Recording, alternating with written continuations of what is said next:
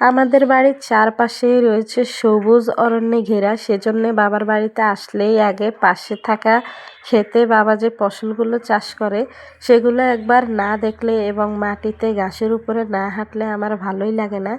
সেজন্য চলে আসলাম এবং এসে দেখি এখানে এত সুন্দর সুন্দর শাক পাতা হয়েছে, যা দেখতেই যেমন ভালো লাগে তেমনি খেতে মন না চাইলেও ইচ্ছে করে এগুলোকে উঠিয়ে নিই। এগুলো দেখলে আর তর সহ্য হয় না, সেজন্য এগুলোকে বেছে বেছে উঠানোর চেষ্টা করছি, কারণ এগুলো দেখতে এত সুন্দরভাবে ফুটে আছে, যারা দেখবেন তাদের ইচ্ছে করবে একসাথে সবগুলো উঠিয়ে নিতে। এত সুন্দরভাবে শাকগুলো এলো পাতাড়ি হয়ে বিছিয়ে আছে, মনে হয় যেন আকাশের তারা যেভাবে ফুটে থাকে ক্ষেতের মধ্যে, এই শাকগুলো যেখানে সেখানে এভাবে ফুটে থাকে। তো যারা গ্রামে বাস করেন, গ্রামের সৌন্দর্য হচ্ছে মূলত এভাবে শাক কুড়িয়ে নেওয়া, শাক টোকানো এবং এগুলো শাক সবজির মধ্যে মানুষ মিশে থাকা, এটাই হচ্ছে গ্রামের মূল সৌন্দর্য। অর্থাৎ চারিদিকে সবুজ পরিবেশের মধ্যে আপনি কোনো কিছুর অভাবই বুঝতে পারবেন না। এত সুন্দর গ্রামীণ পরিবেশ।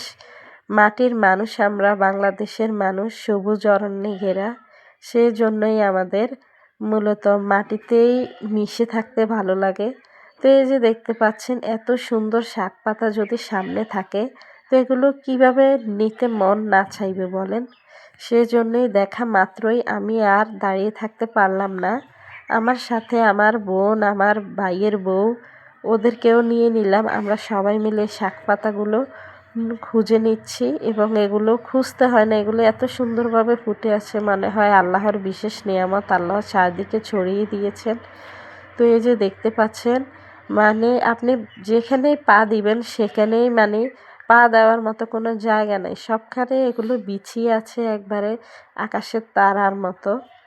তো এরকম একটা পরিবেশে যখন থাকি আসলে তখন মনটা এমনিতেই শান্ত হয়ে যায়, কোনো কিছুরই আপনি অভাব বুঝতে পারবেন না। আল্লাহর অসীম নিয়ামত আমরা আসলে অস্বীকার করতে পারবো না। দেখেন ঘাসের ভিতর ভিতর ঘাস নেই এখানে বললেই চলে, যেটা দেখছি আমরা ঘাসের মতো সেটাই হচ্ছে আসলে খাওয়ার জিনিস, শাক। তো এই শাকটা কিন্তু অনেক জনপ্রিয়।